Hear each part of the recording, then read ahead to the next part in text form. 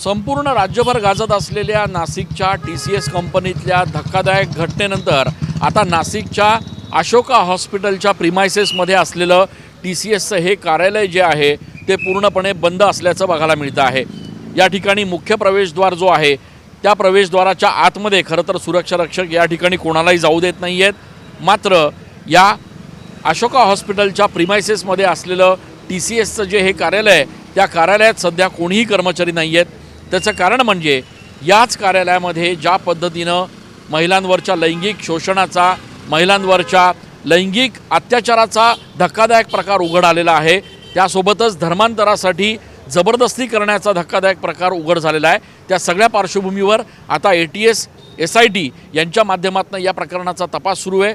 दरम्यानच्या काळात आता TCS प्रशासनाच्या वतीनं इथल्या कर्मचाऱ्यांना वर्क फ्रॉम होमचे आदेश देण्यात आलेले आहेत। सोमवारपासून हे सगळे कर्मचारी वर्क फ्रॉम होम करत आहेत। जवळपास 150 कर्मचारी दररोज या ठिकाणी या कंपनीमध्ये ये-जा करत असतात।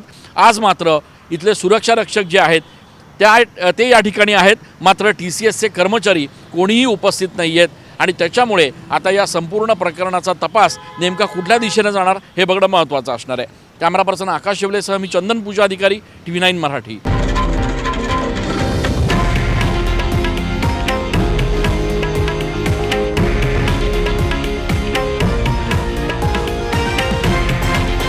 हे आहे देशातील नंबर 1 न्यूज नेटवर्क आणि आपण पाहत आहात TV9 मराठी, एकमेव।